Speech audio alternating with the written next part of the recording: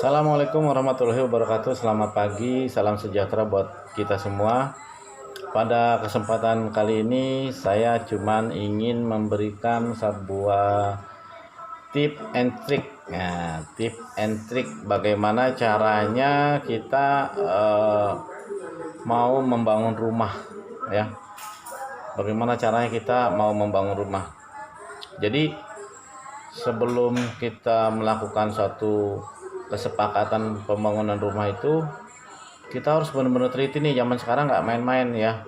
Kalau zaman dulu mungkin bisa saling percaya, bisa saling pokoknya ya saling inilah, karena saking percayanya, saling kenal mengenal, jadi percaya gitu. Kalau zaman sekarang nggak bisa, biarpun mungkin itu tetangga kita sendiri ya, tukangnya atau pemborongnya, kita nggak bisa percayakan begitu aja. Kenapa? Persoalannya zaman sekarang udah paradigmanya sudah berbeda gitu.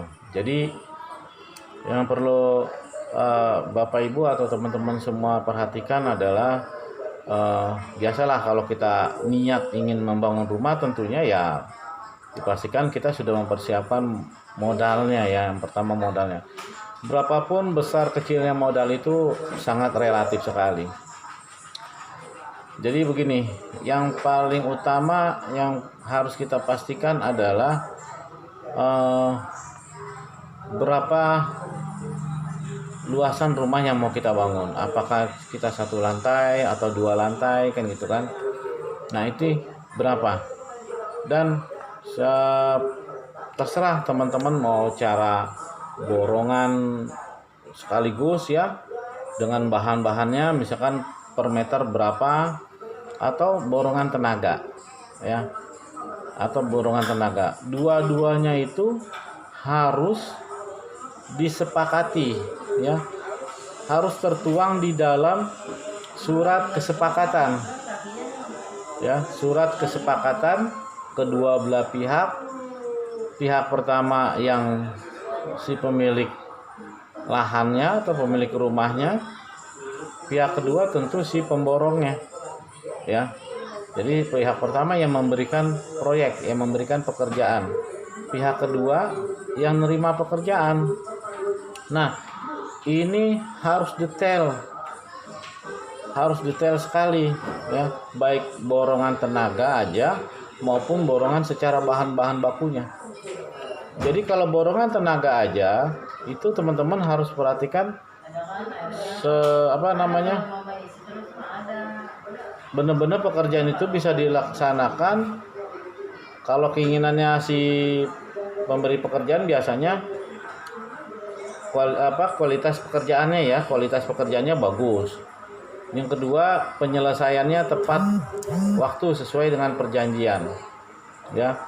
Di sana ada antara permintaan si pemberi pekerjaan dan si penerima pekerjaan harus menuruti sesuai dengan permintaan pekerjaan. Ini konteksnya. Jadi jangan sampai kita menyesal di kemudian hari. Nah, yang paling dipahami adalah kalau kita nerima borongan keseluruhan ya, baik tenaga maupun bahan bakunya. Nah, ini yang sering terjadi permasalahan di di perjanjian borongan secara keseluruhan. Nah ini yang sering terjadi banyak masalah. Kenapa? Yang pertama tadi, jelas pekerjaannya harus berkualitas, harus bagus ya. Yang kedua, bahan bakunya harus sesuai dengan speknya, dan itu harus tertuang di dalam suatu perjanjian. Jangan sampai si penerima pemborong cuma ngomong gini doang, pokoknya mah buat bapak yang paling keren dah, yang paling top dah, yang nomor 1. Jangan sampai begitu nih ya. Mau dia ngomong bagaimanapun harus tertuang di dalam perjanjian. Contoh gini, semennya, antara semen dengan pasir itu berapa banding berapa. Misalkan pasirnya begitu kesali adukan itu, satu sak semen misalkan satu gerobak pasir. Nah, perbandingannya ya. Kalau ada semennya kurang, itu nggak harus dikomplain. Nah, gitu. Terus besi tiangnya ukuran berapa? Ukuran 10, ukuran 12, atau ukuran berapa? Nah, ini kadang-kadang janjinya ukuran. Ya, saya lanjutkan. Jadi misalkan ukuran perjanjiannya ukuran 12, tapi yang dikasih ukuran 10. Nah, itu juga harus komplain. Ya, harus komplain.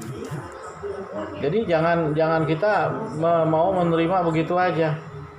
Ya, semua misalkan kita mau pakai hebelnya itu ada ukuran yang berapa in.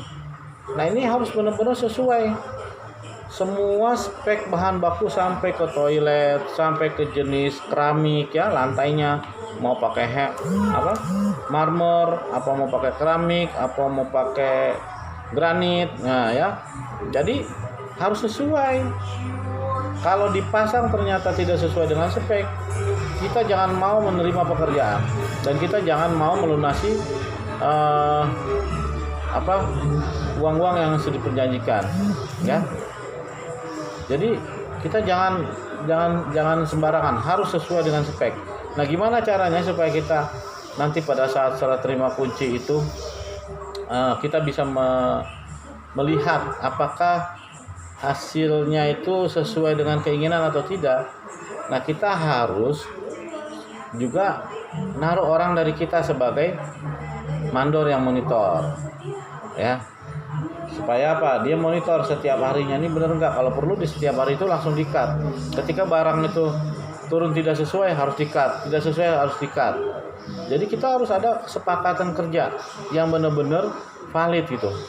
Nah, ini kebanyakan kalau borongan borongan keseluruhan, ini biasanya si pemilik rumah, si pemberi kerja ini sering dibohongin. Biasalah ya, namanya pemborong kan pengen untung gede aja ya, tapi nggak semua pemborong kayak gitu, mudah-mudahan ya. Tapi ini harus kita jaga, hati-hati.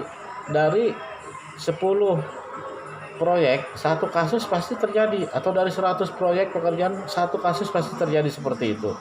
Ini sudah lumrah, sudah sepertinya sudah umum lah ya. Makanya jangan sampai jatuh kepada diri kita. Nah, jangan sampai jatuh ke diri kita ya. Jadi kita memberikan pekerjaan itu kepada orang lain, itu kepada pemborong itu harus penuh dengan kehati-hatian. Kalau tidak ada kesepakatan, kalau tidak mau dia membuat satu komitmen perjanjian, udahlah, mendingan nggak usah ya, mendingan nggak usah kerjaan itu dikasih ya, mendingan udah tolak aja, batalkan aja. Masih banyak mungkin pemborong-pemborong yang lainnya yang mau bekerja sama dengan kita ya. Sama yang tadi, yang borongan itu pemborongan yang secara keseluruhan, yang borongan tenaga juga sama. Nah, kerjaannya harus bagus. Kalau nggak bagus, mungkin kita bisa minta semuanya itu, kita bisa mintain pertanggungjawaban lah, paling tidak sampai di mana pertanggungjawabannya ya. Terus yang kedua, ya kerjanya sesuai tepat waktu. Biasanya nih penyakit yang borongan tenaga, penyakitnya adalah di waktu ya, karena dia mau pakai orangnya biasanya sesuai selera dia kan. Nah, di situ di tengah jalan biasanya mogok. Nah, sebelum pekerjaan proyek yang disepakati itu selesai, biasanya sudah minta kasbon. Nah, ini kebiasaan jeleknya nih, minta kasbon. Nah, akhirnya apa? Begitu harusnya udah selesai hitungan hari, ternyata belum selesai. Nah, pada saat belum selesai, biasanya dia nyerah deh katanya. Saya ada urusan gini, banyak aja alasannya tuh. Ada mau ngawinin lah ke kampung, biasanya kebanyakan ngawinin. Saya mau pulang kampung dulu nih, mau ngawinin nih. Nah, biasanya kebanyakan lumrah begitu ya. Terus ada anaknya lah sakit lah, istrinya sakit lah, keluarganya sakit, itu udah umum seperti itu. Nah, makanya pada kesempatan kita diskusi pagi hari ini ya, mudah-mudahan teman-teman semua dalam hal tadi ingin membangun rumah supaya tidak kecewa, supaya tidak merasa tertipu, alangkah baiknya harus tertuang di dalam sebuah kesepakatan perjanjian kerjasama. Kenapa? Sewaktu-waktu terjadi masalah, sewaktu-waktu kedua belah pihak ada yang melanggar daripada perjanjian, nah pihak-pihak yang dirugikan bisa menuntut secara hukum. Ya, mungkin itu saja trik and trip dari saya, semoga bermanfaat. Saya akhiri. Assalamualaikum warahmatullahi wabarakatuh.